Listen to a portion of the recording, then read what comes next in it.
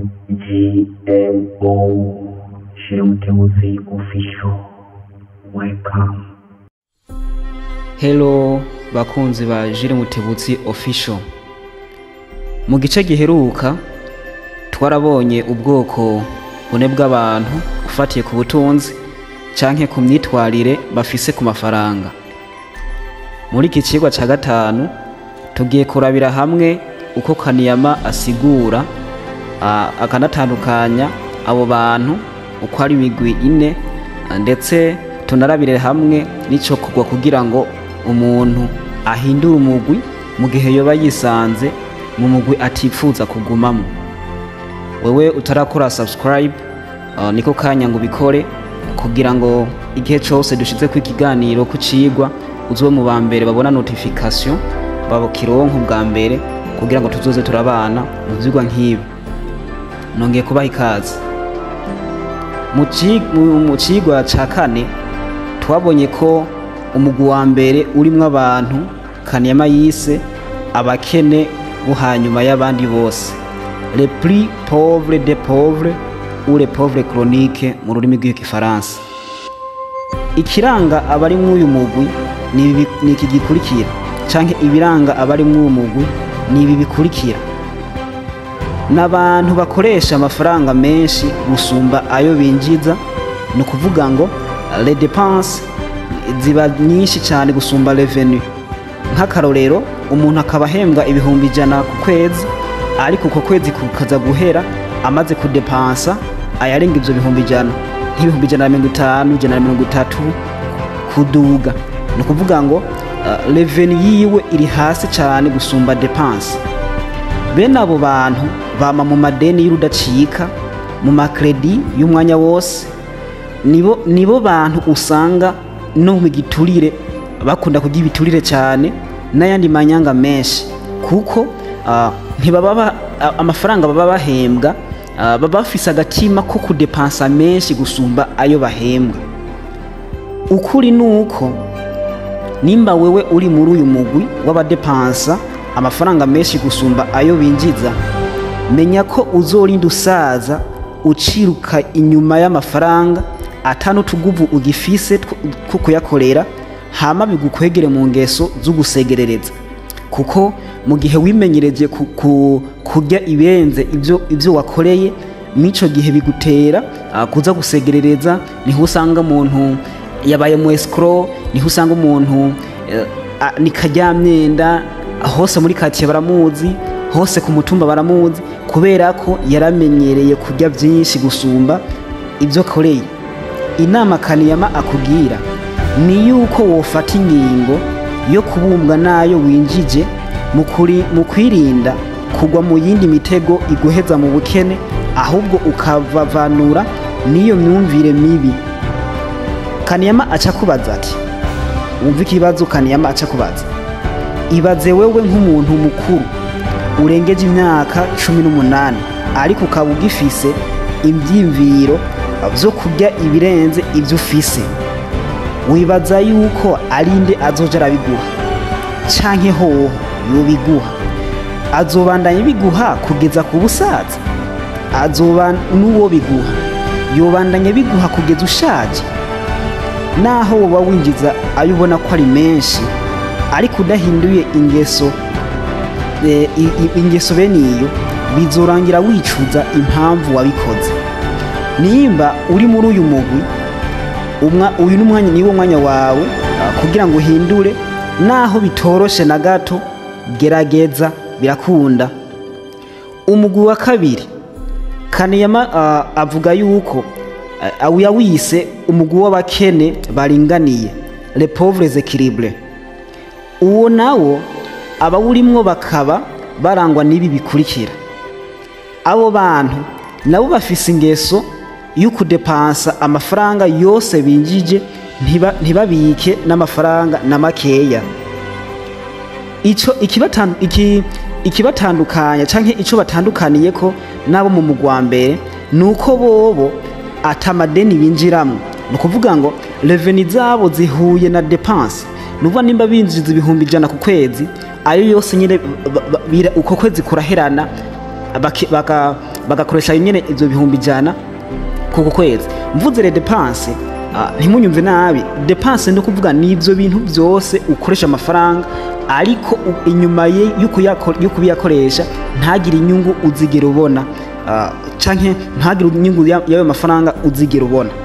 Muri make aba babumbwa nayo bafise impanuro Kaniyama atanga kuri aba bantu bari mu mugwi wa kabiri ivuga iti: mu gihe ufise mentalite canke imyumvire yo kudepansa amafaranga yose wakoreye, bizorangira nawe atahugeze gushika no mu busaza bwawe uzoguma wiruka n'utwo urara ufunguye n'utwo uraruriye ku munsi tukarara duheze. Muri make ubu mwene aba bantu ni bamwe bavuga bati jewe ndose utwo ndara ndiye babiheze, bakibagira yuko ejo ivyejo nabyo kazoza gategurwa n'uyu munsi. Mu gihe rero wafashe byose ukabifungura muri make ayo ukoreye ku munsi ukararura yamaze, ayo ukoreye ku munsi ukararura yamaze, mw'ico gihe witege impinduka idasanzwe kandi itazokunezera ejo hazaza. Ahubwo nawe nuko wokwifatira ingingo yo kwikuramwo uyu mugera mubi wo kudepansa amafaranga yose uba wakoreye, ahubwo ugatangura kuziganya make kuyo uba winjije kugira ngo ubike ayazogufasha kwikura muri uwo mugwi, kuko nko mu gihe ubuze ka kazi wahora uyakuramwo, mu gihe ka kazi gaheze urumva ko bitoba bigiye kukorohera na gatoya. Ni wigire ku kimonyo, kuko coco ibimonyo vyovyo birazi neza ico bivuze kuzigariza kazoza. Umugwi ugira gatatu ni uw'abantu Kaniyama yise abakene babayabaye, les pauvres moyens. Abo nabo bakaba barangwa n'ibi bikurikira: abari muri uyu mugwi wa gatatu nabo baraziganya makeya kuyo baba binjije n'ivyo, ariko ayo baziganije abarayo kuzodepansa mu minsi iri imbere, abarayo kuzodepansa mu nyuma. Mandi majambo babika amafaranga yo kongera yo kuzodepansa, naho umenga biratandukanye, ego binivyo biratandukanye nabo mu mugwi duhejeje kumviriza ibiri iheruka, nibyo bo umenga baraziganije, mugabo baziganije amafaranga n'ubundi mu minsi iri imbere bazoca kongera kudepansa atarayo kuzoba vyarira inyungu. Kaniyama avuga ati: mu gihe woba uri muri uyu mugwi nivyo uzobaho neza, ariko ntuzigere umukire naho woba ufise inzu canke imodokari, kuko mu gihe akazi nawe kohera wocuba nk'umwe mu bari mw'iyi migwi duhejeje kuvuga. Mu gihe akazi kohera naho woba ufise inzu, naho woba ufise imodokari, kuko mu gihe utaziganije none mu minsi iri imbere uzocubeshwaho n'iki se?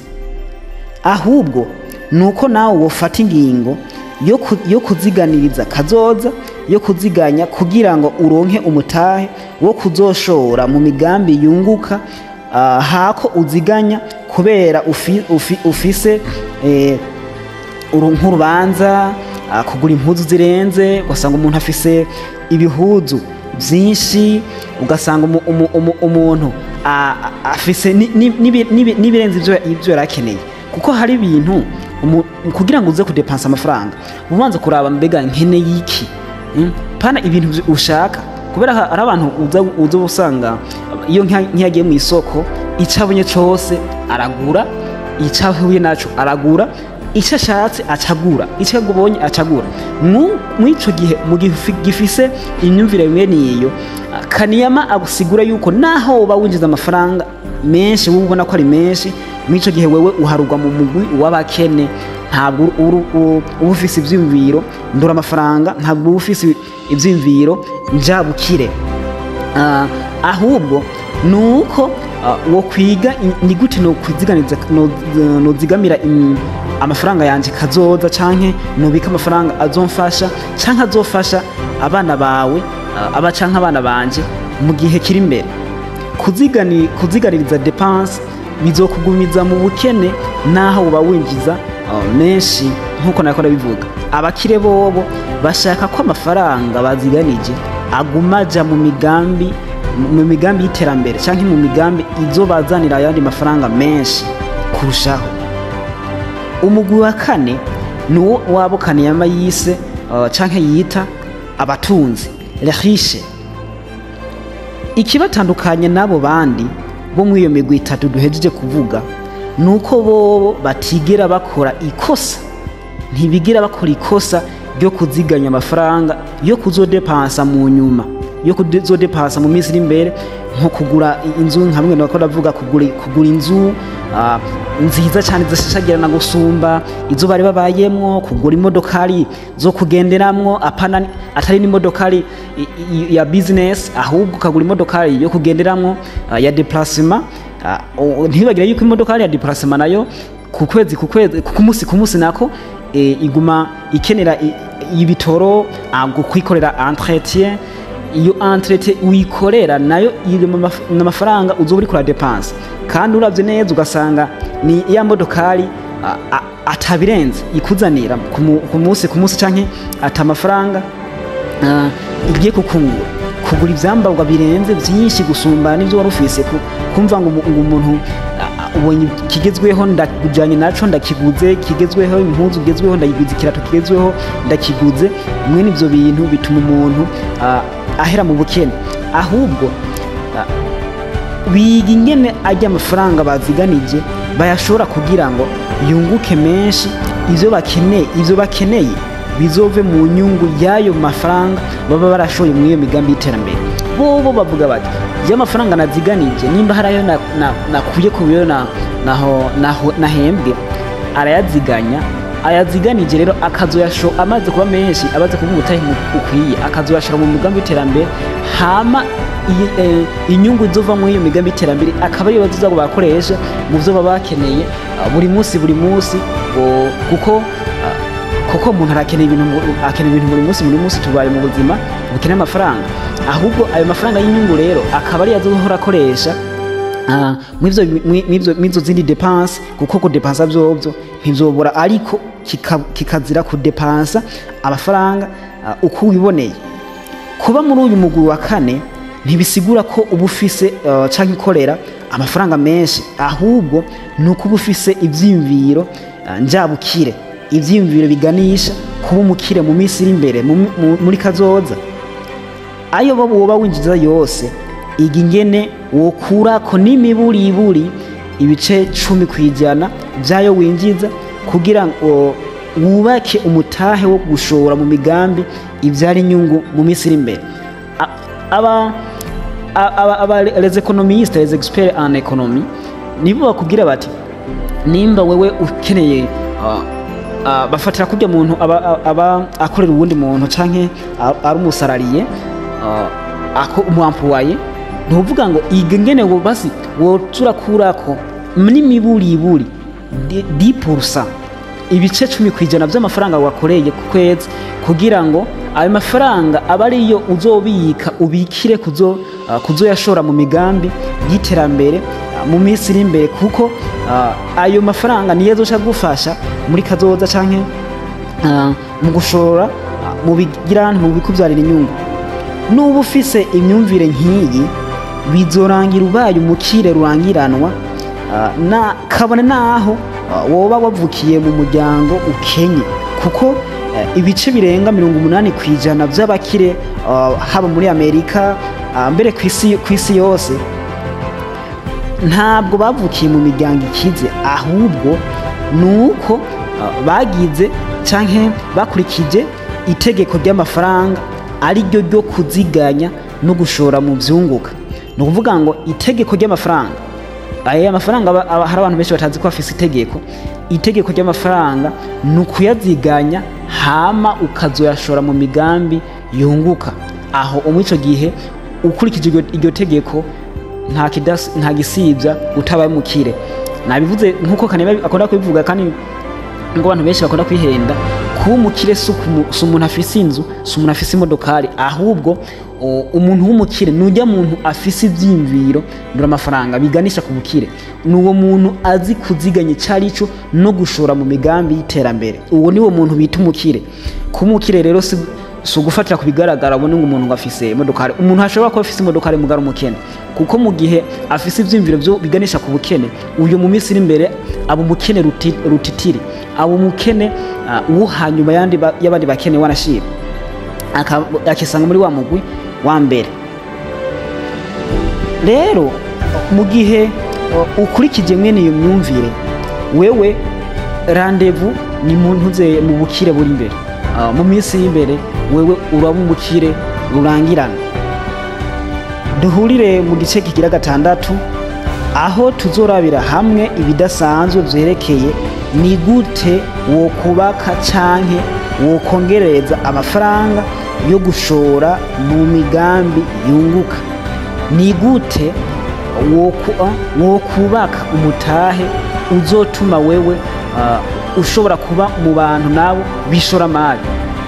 Ni gute wo kubaka uwo mutahe? Nizo tugiye kuzorabira hamwe mu gice kigira 6.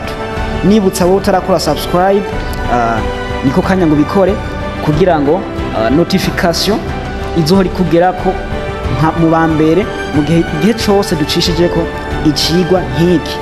Nk'ibisanzwe yari Jules Ndayikeza kuri YouTube channel Jules Mutebutsi official.